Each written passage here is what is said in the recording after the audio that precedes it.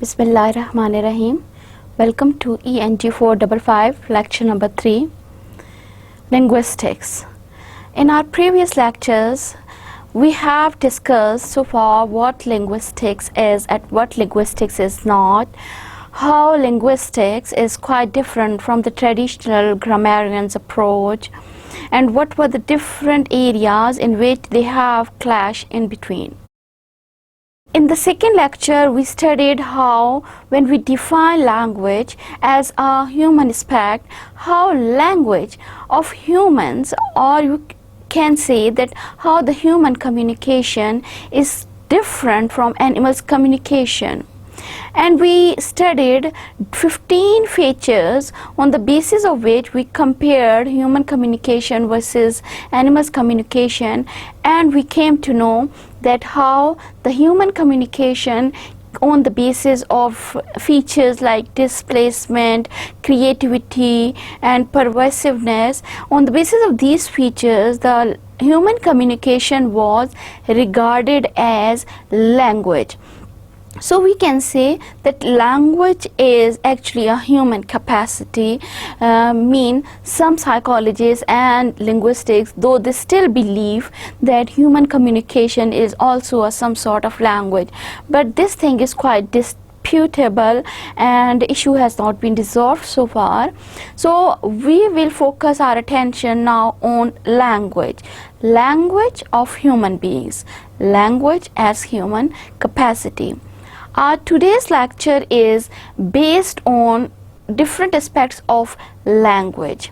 That we will talk about the nature of language, that if we define language on the basis of certain features, certain functions, then what are those features and what are those functions, how the language as human communication, it has something which is not found in other communication forms. So our today's lecture would be based on the nature of language. We will discuss the different levels of language, on which a language works, the structure of the language, the meanings of the language and the functions the language performs. And on the basis of these levels of knowledge, our lecture would be based on how, when we claim that as humans we know language, what does it mean? How knowing a language moves us to the stage of using a language. So somehow related to Chomsky's view of linguistic performance and linguistic competence, but that would not be dealt in that much detail. Only the knowing and usage of language would be focused. So today our focus is on the language. If you just concentrate yourself on the side figure, you see language is a great invention, no doubt, and it is believed that language, we discussed it last week, that language is believed to be something that is learnt by humans, because it is something that makes humans different from animals. As humans, we have to learn language. So we can say that language is a great invention. Without language there are so many things which we cannot think of. So, language. We live in a world of language, definitely. We communicate with our friends, our grandfathers, our grandmothers, our parents, our friends, our colleagues, our neighbors. So many people are all around us and we need language to communicate with them. Think about a silent world, a world where nobody is speaking. Then, do you believe would there be any charm in that sort of world?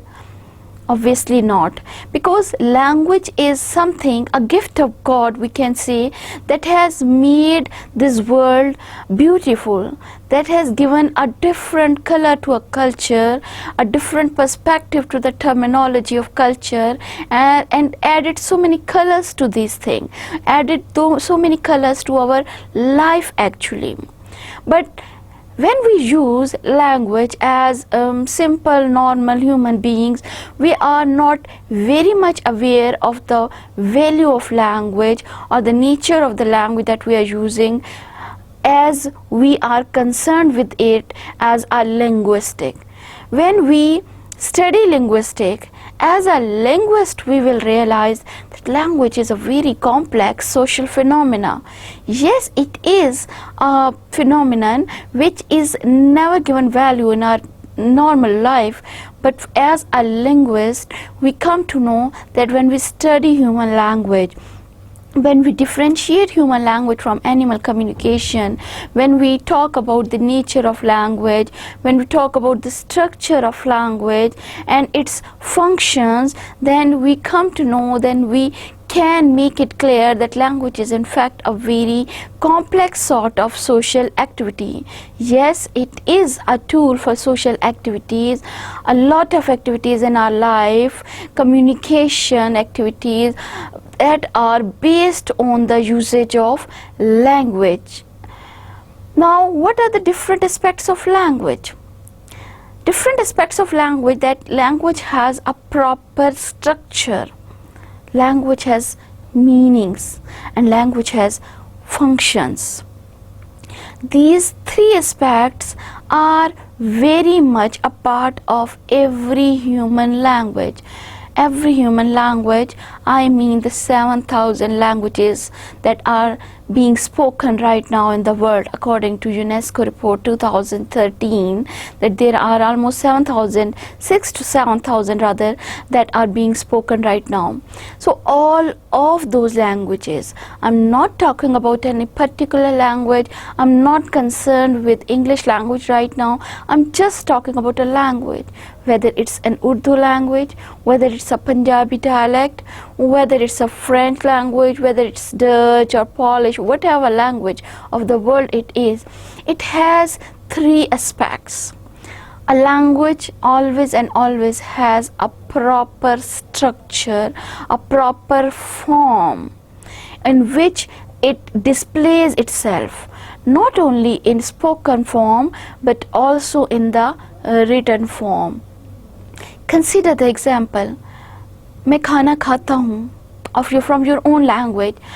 Now, खाना, खाता, हूँ, मैं mean we as an Urdu speaker, we very much know that this kind of structure is not possible or not the correct structure in the Urdu language according to the standards of Urdu language. A correct language is the one which follows, which has proper grammatical patterns to define a language, or to define or to find out that a sentence is written in its correct form. We need to check its pattern. We need to know that that sentence or a combination of sentence should follow grammatical pattern. So every language has a proper form, has a proper structure. Then second thing, language has meanings. Yes, you know. A language has grammar but no meanings, then again the language is not correct. Usage, rather the usage is not correct. For example, darwaza khana khata hai. The door eats meal. How it is possible? Mean, as an Urdu speaker, as an English speaker, we very much know that door, darwaza, is an inanimate object. So the process of eating, the verb eating, cannot be connected with a non-human inanimate object, non-living object. So this way, now look at the sentence, the door eats the meal. Now the sentence is grammatically perfect, following a proper English subject, verb, object order. But it is not conveying a meaning. So with respect to meaning, it is not a correct sentence. So this way, we can say that whatever we speak or whatever we write in a certain language, then that form should, and I would mean rather stress, should follow the grammatical patterns plus it should convey certain meaning.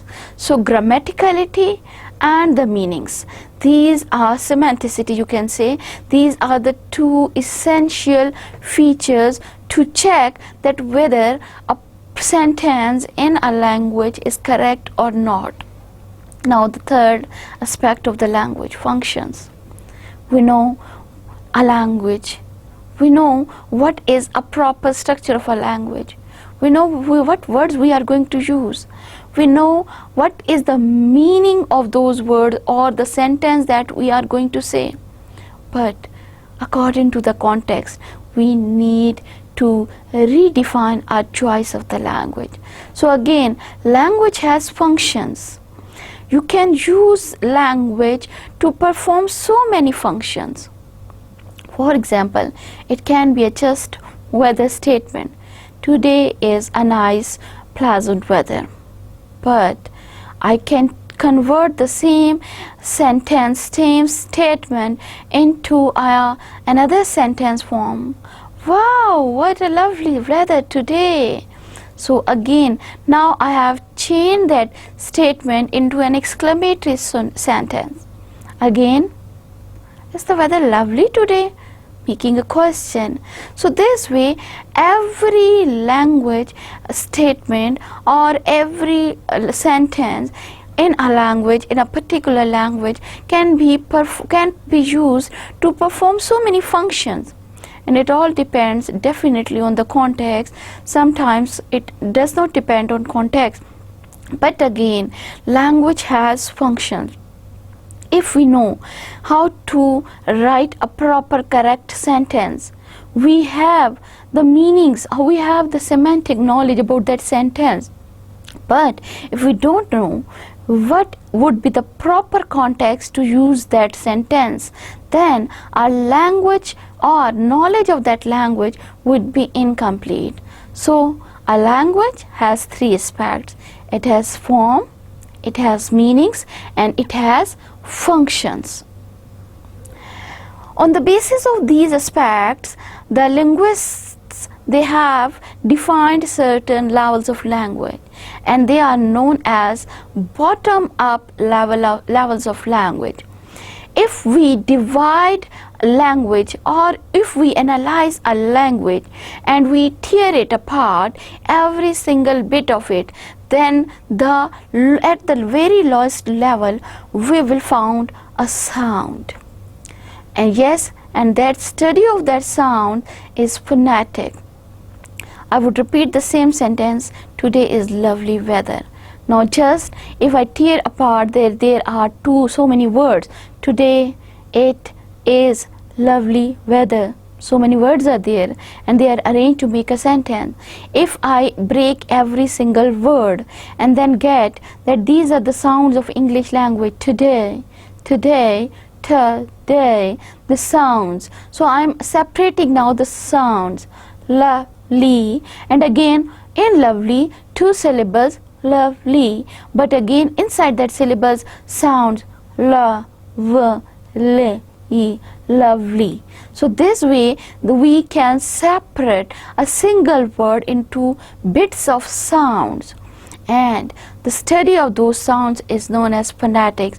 And we divide the language, we analyze the language, then the lowest possible level or the lowest level where we can get a bit of language, the smallest indivisible part of a language, that is a sound, a phone. And the study of that phone or sounds is known as phonetics. Now this phonetics is different from its next stage, phonology, because when I say phonetics, it means any language, any human sound that is possible.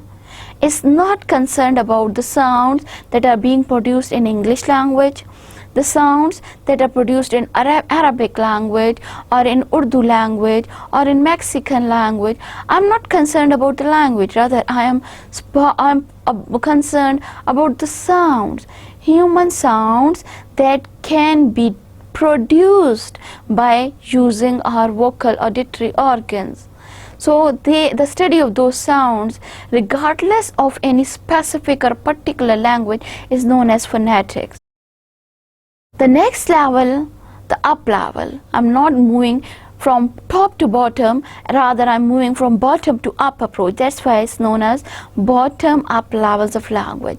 The next level, if I categorize those sounds into different categories according to the languages, that these are the sounds which are found in English language.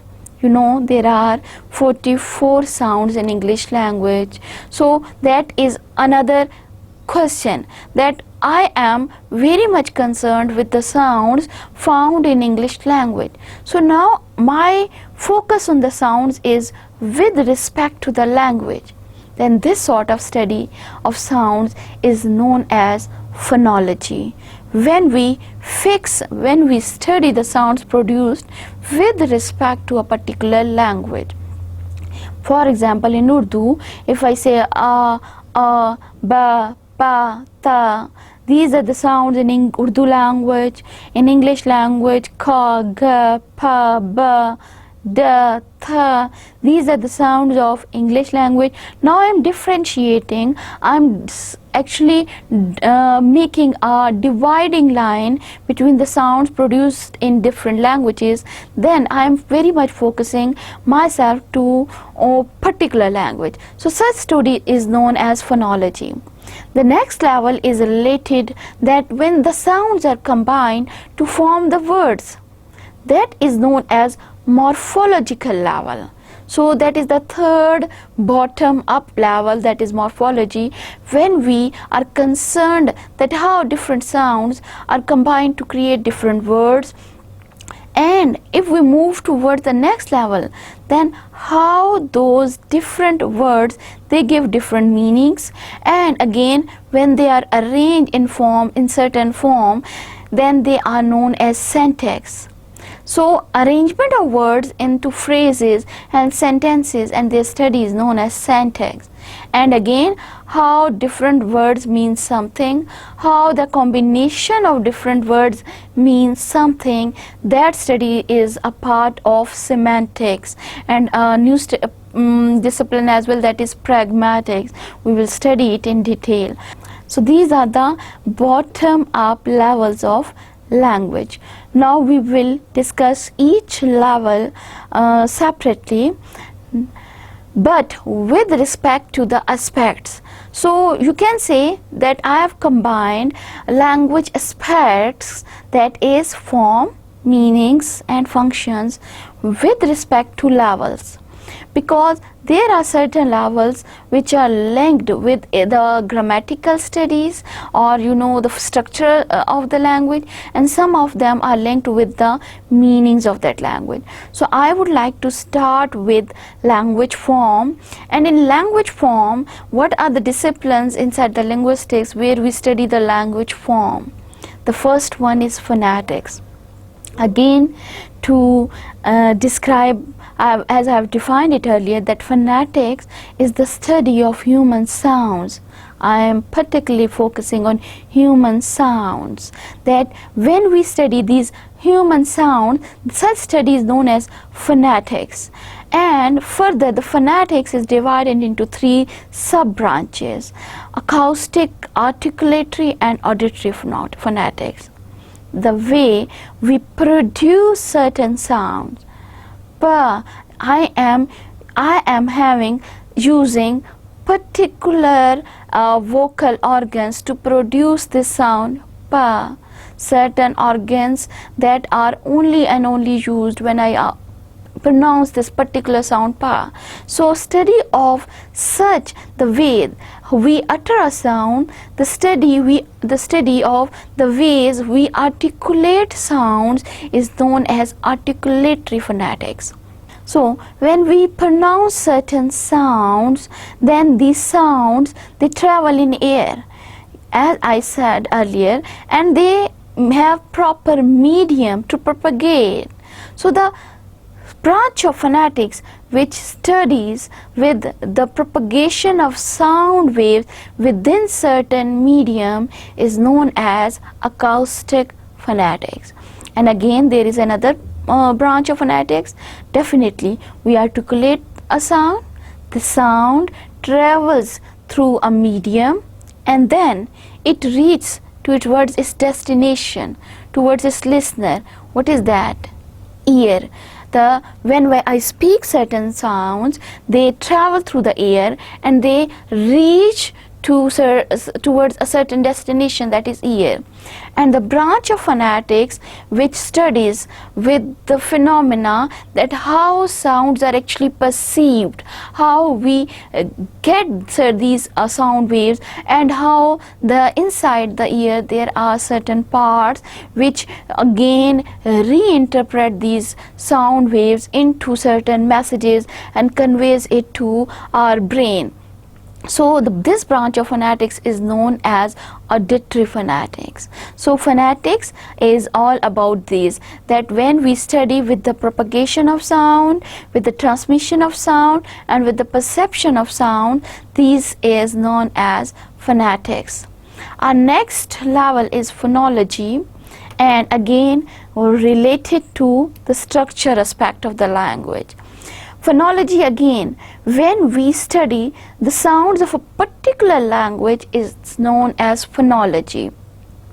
For example, if I study with reference to a particular language like English, Arabic, Persian, Dutch, Urdu, then we are going to follow certain rules that are particularly related to that language.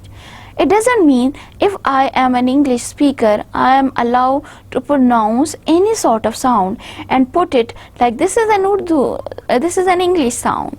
For example, in English, we very much know that ta sound is produced, but the sound ta, that is known as te in Urdu, it is not pronounced in English. Have you ever heard an English speaker trying to speak in Urdu languages? मैंने आज एक तितली पकड़ी. Now, because in their language they do not have a sound te that we have in Urdu, so they are unable to exactly pronounce that sound. So this sort of studies in which we differentiate between the sounds that are produced in different languages of the world and the way they have certain rules to pronounce those sounds and to arrange those sounds is known as phonology. Let me make it clear that phonology is not only about the sounds which we have in our mind according to the 44 sounds of English. Rather, phonology is much more than that. Phonology also studies the prosodic features of language. That is a quite interesting side of phonology, because in phonology we are not only concerned with how the different sounds are produced in a particular language, but actually it is the study of the different features accompanying a language. For example, stress. When I want to make certain thing clear, then I would emphasize that word. Have you heard that story? Now I am focusing the word heard. Have you heard that story? So heard is my stressed word, because I want my listener to focus on what I am saying, what I mean. So stress is actually a prosodic feature. So in prosodic features of the language, we have stress, intonation, pitch, and these sorts of things which make language beautiful. So this way we can say that in phonology we do not only study the language sounds produced in a certain language, rather we also study the prosodic features accompanying that particular language. Our next level of language is morphology. Morphology is actually taken from the word morph, and morph means a single word. When we combine different sounds that we have studied in phonology, when we combine those sounds to make a unique new word and with reference to certain meaning, then that combination, procedure of combining those sounds into words is known as morphology. For example, phonology, I have three sounds: ba, one sound, u, and ka. So these are the three different sounds which would be studied in phonology with respect to different distinctive features. But in morphology, I would be more concerned that how these three sounds, ba, u, ka, are combined to make the word book. Now, in morphology, the interesting thing is it talks about morphemes. Morphemes is something like word, not exactly word, not exactly a lexical item, but when we combine different sounds to make a combination that is known as morpheme in morphology. So in English, in morphology, we study those morphemes, that how language is made up of morphemes. Think about the word papers. Now papers, P-A-P-E-R, and with it I am using another suffix that is s. So together it is a plural form of papers. So this way, when I combine these two different morphemes, paper and the s suffix, then together, prefix, sorry, and then together they make a word papers. So this is a combination of two morphemes. So morphology is all about how language is made up of different morphemes, how the different words are made, how the different what is the concept of prefixes and suffixes in affixes, inside the affixes, how the compound words are formed, how the existing words are taken and combined with the new forms, and their new words are formed. So this is all about morphology. A very interesting phenomena, 3 million words in English and about 200,000 words in common use today. So morphology is such a big branch in which we have to study so many things which so many words are there, and almost in every language of the world there are millions of the words which are in the focus of morphology. Now, so far we have studied now 3 levels of language: phonetics, phonology, and morphology. Now moving towards the next level, that is syntax. If you focus your attention how we are moving up, in phonetics, sounds, the sounds a human being can produce. Then in phonology, the sounds of a particular language, for example English. I would give you again an example from English: P, Pa, I, and G. These are the 3 sounds, and then when I combine them at morphological level, then I can make a word pig, P-I-G, a word pig. So this way we are moving up to upper level, and then how we are going to use this particular word inside a sentence, that is the focus of syntax. In syntax, we study how different phrases and sentences are formed, how different words are arranged and combined to make a phrase or to make a clause or to make a sentence. There is a hierarchy of order. At the top there is a sentence, then below it is a clause, then below it phrase, inside the phrase there are words, and inside the words again there are sounds, a combination of sounds. So in syntax we are at the 4th level related to the structure of language. I am again repeating it, that so far all these 4 levels of language are related to structure aspect of language. they are all talking about the structural or the organizational patterns of a language, that how the language has different forms and structures. So study of formation of phrases and sentences is all about syntax. It also studies the rules that enable us to combine morphemes into sentences. For example, I have 4 words or 5 words. The pig eats and grass. Now these 4 words, when I combine them, then according to the English sentence pattern, there should be a proper sequence: subject, verb, object. The pig eats grass. Now look at the, I cannot say the grass eats pig. Why? Because again it is violating that I am using the object as a subject place and subject at object place. Yes, in passivization it is possible to change the position of active and direct and indirect objects, or the objects and the subject, but I am talking about the simple sentences that makes it very much clear that why I am not going to use what kind of structure I am going to use to mean something. So syntax is all about the structure. When children, the little children in beginning, they start acquiring a language and they start speaking a language.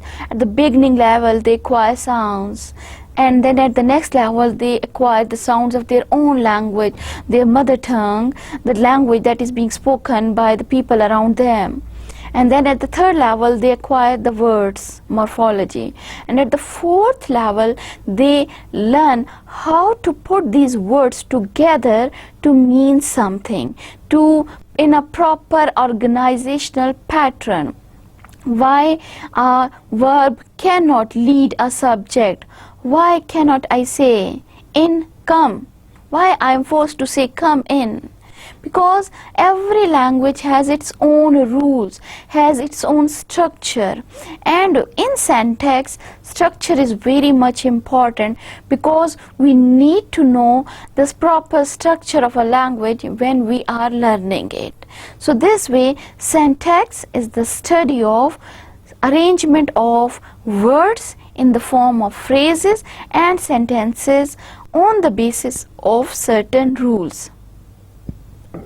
So far we have studied the 4 levels of language: phonetics, phonology, morphology and syntax, but they were all related to one aspect of language, that is structure of language. As you know, I mentioned in the beginning, language has a proper structure, it has proper form. So this way the study of these 4 previous aspects was included related to structure. Now I'm moving towards the next aspect of the language, that is language has meanings. Yes, our next level is semantics, concerned with the meanings of words and combination of words. It is all about semantics. When we are concerned with the word semantics, then it does not only study the words meanings but also the meanings of the sentences. Now language has meaning. For example, when I have a word book, then I have a proper meaning in my mind. A book in paper form where something is written and that is something I read from. So this way the book is an object. When I say the word book, I didn't mean a computer. I don't mean something to sit on. I am very much clear that a book, what is a book? So because I have the meaning for the word book. So this way every language of the world, they have words, and that those words they have meanings, and there are no concepts for meaningless words. For example, I combine few sounds, IP, D. Ibd. Is that a word? No. With respect to semantics, I am very much concerned that the combination of sounds that is making a word should have certain meaning. Similarly, semantics is not only the study of meanings of word, but rather also the meanings of the sentences. As I mentioned that in the beginning, that when we talk about the meaning, language not only should follow the grammatical features, but it should also convey certain meanings. The sentence should be meaningful. Though, now look at the combination of the words in the sentence in this example. The tree ate the elephant. All the words have their meaning. The article, tree is a noun. I know what a tree is. Ate, second form of verb for the word eat. The, again, an article, elephant, you know, an animal, a noun. So all of these words individually, they have meanings. But when I arrange them in the form of a sentence, the first sentence is wrong. Why? Do you know? Yes, because the tree is something which cannot be associated with the verb eat. Because tree is non-living thing, and a non-living thing cannot eat anything. So the proper structure would be that elephant ate the tree. Now proper structure, conveying a meaning. Now when I say the elephant ate the tree, I mean something. I mean an animal with a trunk with 4 legs, a huge animal. It did something. It did something with the tree. So it is properly conveying meaning. And you know, meanings are very much important. With respect to language, when we use a language, we need to convey certain meanings. Language is not about the meaningless things. The next level I have added is pragmatics.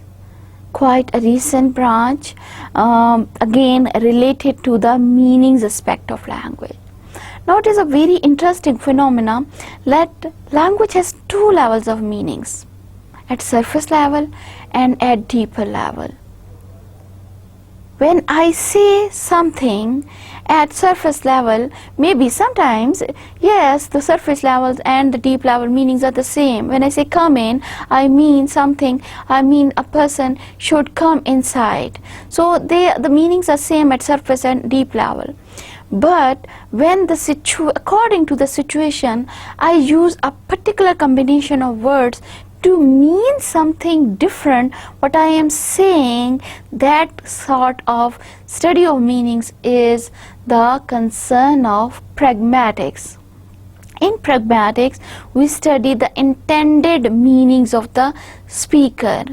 When a speaker says something, what does he mean and what does he intend to mean? It also studies the factors which govern a language user's choice according to the context.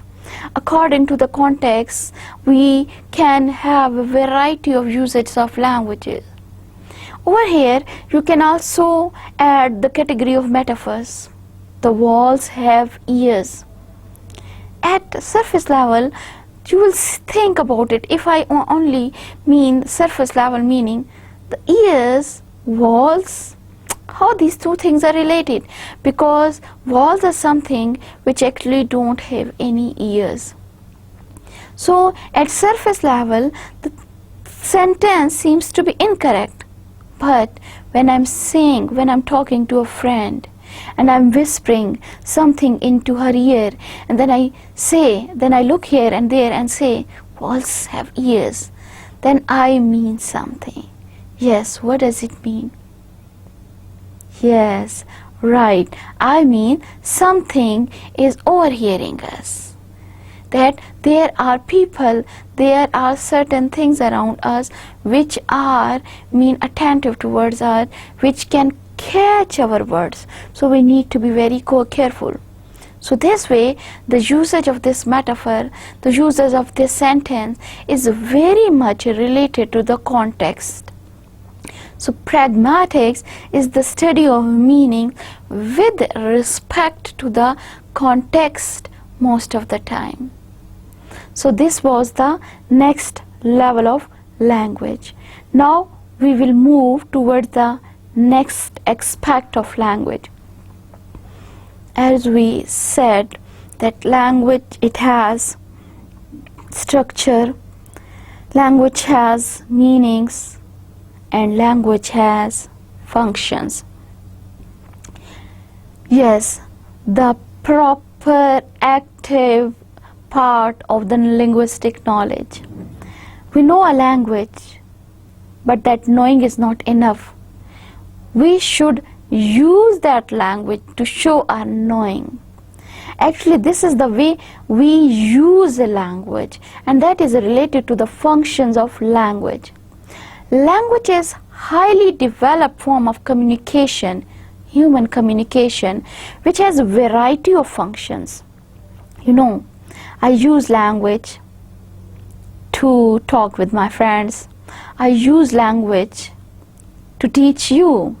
Yes, I use language for the transmission of messages.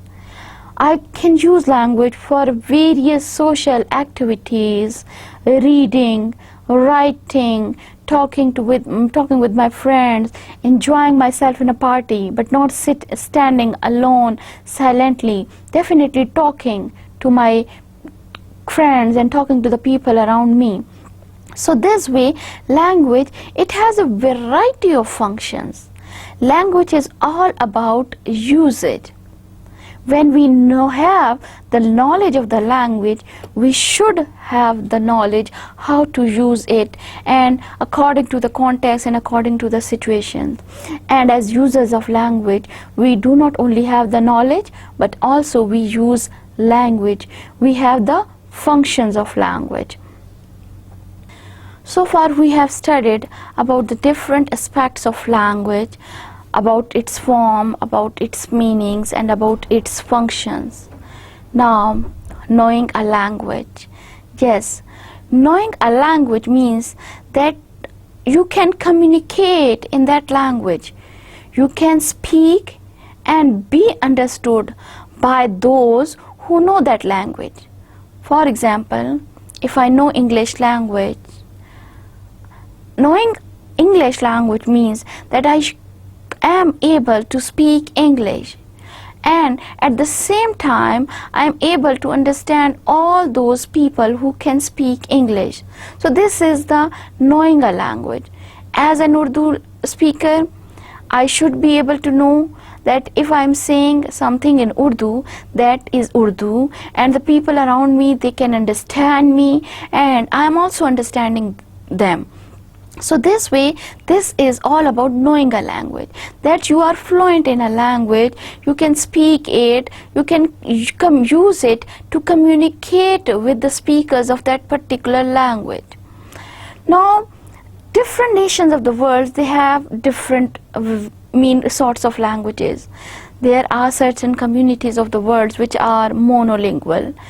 By monolingual, I mean that they have only one language to speak and one language to use as their mother tongue, and they do not have the need to use any other language except that their mother tongue. So they are monolingual communities.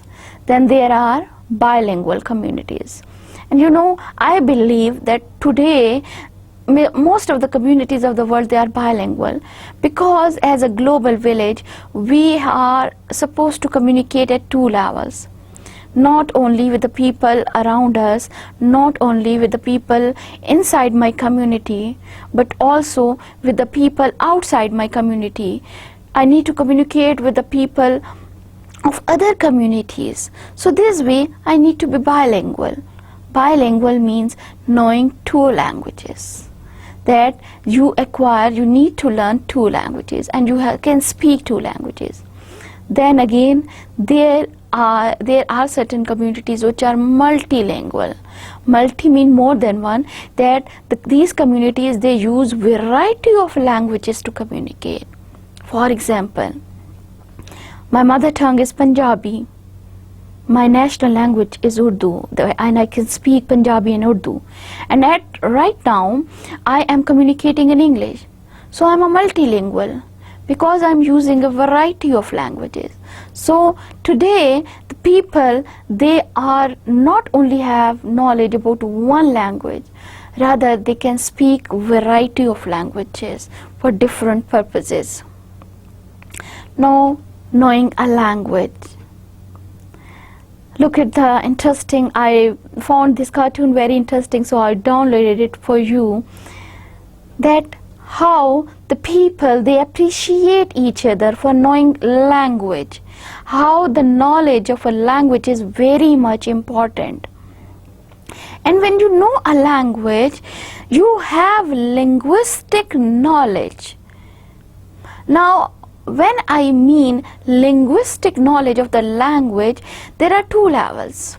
If you are acquiring a language or languages as your first level, then definitely that linguistic knowledge is transferred to you at unconscious level, and unconsciously you have that linguistic knowledge. But if you learn a language at later years, then you acquire, then you also are supposed to get that linguistic knowledge of the language that you are learning. For example, if Urdu is your mother tongue, when you acquired that language at home, you received the linguistic knowledge from people around you, and you have that knowledge about at unconscious level. Though you haven't learned it from the books or from some other sources, but still you have all the knowledge related to Urdu language. Similarly, when you are going to learn English language, you learn that, you acquire that linguistic knowledge. To learn English, you need to learn what are the structures that are followed in English language, what are the different words, you need to learn the dictionary, you need to learn the rules to combine words, you need to learn the functions of the language. I mean, you need to learn a lot. So both ways, consciously or unconsciously, what are you gaining is linguistic knowledge. So knowing a language means having a linguistic knowledge of that language. Now, linguistic knowledge is again comprised of the different levels. At first level, when you have linguistic knowledge of the language, it means that you have the knowledge of the sound system of that particular language. When you speak a language, you have knowledge of the sound system of that particular language. English, French, Arabic, Urdu. If I know Urdu language, I know the words I know the sounds which are pronounced in Urdu. If I can speak English language, I am very much familiar with the sounds that are produced in English language. And the people knowing a language, they are trained for the sounds in their particular language, and that's why they have difficulty when they try to learn another language. For example, in English and in French, English, the sounds are this, this, this, that. But if a French speaker, he is trying to learn English, the way he would pronounce these two words is this with sound za, this, that, not this, that, rather this, that. Similarly, in Arabic language, there is no sound like pa. So if Arabic speaker is saying Pakistan, he would say Pakistan. He would replace pa sound with ba. A person knowing English language and trying to speak Urdu language, titli, because in English there is no sound like ta, so they would replace it with the ta closest to it. So this way, every language of the world, it has its own sound patterns, it has its own sound systems and a set pattern of those sounds. And for knowing a language, you should have the knowledge of the sound system of that particular language. Second, when you know a language, you have the knowledge of the words of that particular language. Knowing a language means also knowing that certain sequences of sounds that signify certain concepts or meaning. For example, in Urdu, you know Urdu, then you should know what does the word titli mean. What does a word kitab mean? What does a word muashra mean? Because if you claim that you know Urdu, you should have the knowledge of the words of Urdu language. And you should also know the meanings of that language. Similarly, if I know English language, I should know what is book, what is climax, what is weather. What are these different words? So knowing a language means knowing the sound system of that particular language as well as knowing the words of that language, that particular language in which you say that you know it. Thirdly, if you know a language, you should have knowledge to create. Now, this is something very interesting.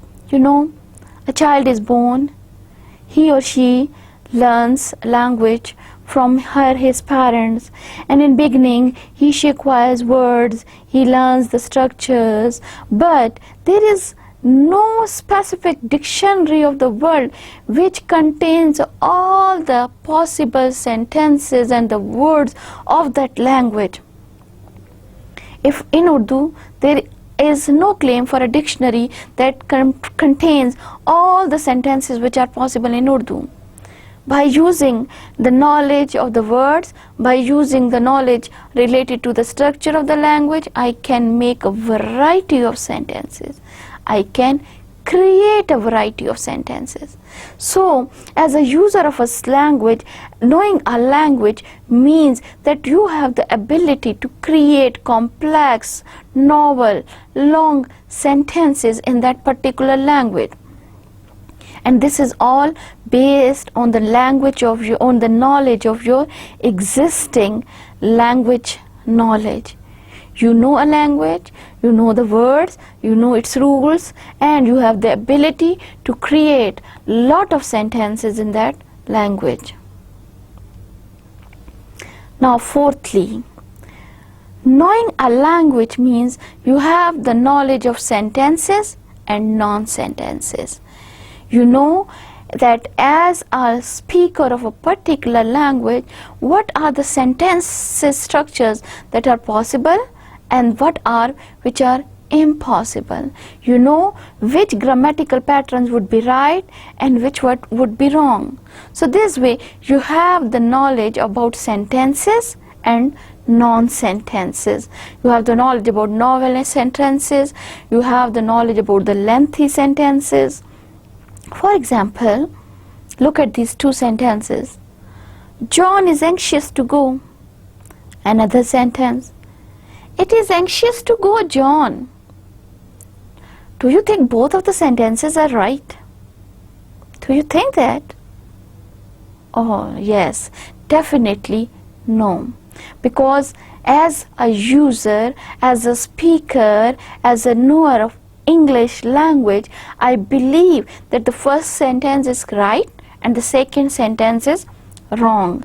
I have the knowledge that the first sentence is the proper grammatical and semantical sentence, but the second sentence is not a sentence of English language. So this way we can say that we have the knowledge about language and we use that language knowledge to use that language. Once we have the knowledge, at the second level we are going to use that language. Chomsky has just used very different words for these two things. He says whatever knowledge you have about a particular language, that is known as linguistics competence, and the usage of that language is known as linguistics performance. So you know a language and you use a language. I hope you have understood whatever we have discussed today. To give you a brief recap what we did today. Yes, we were very much concerned with language today. Language having form, having meanings and having functions. How we know that language has a form, a language has a structure. Then we studied the different levels of language. We studied phonetics, phonology, pragmatics, semantics, syntax, morphology. What are all these concepts? Inshallah, in our next lectures, definitely we are going to deal with all of these levels in detail. But today we actually received a brief introduction of all these terminologies. Then we studied that what does it mean by knowing a language and performing a language. By performing, I mean using a language. So it was all about language today. Inshallah, in our next lecture, when we will meet, we will start with the first level of language, that is phonetics, in detail. I will give you a detailed introduction of phonetics, different aspects of phonetics, different branches of phonetics, international phonetic symbols and that are used worldwide, and how the sounds are produced and received and transmitted, and would be all about the phonetics. So for today lecture, we are finished by now. So see you next week, inshallah. Allah Hafiz.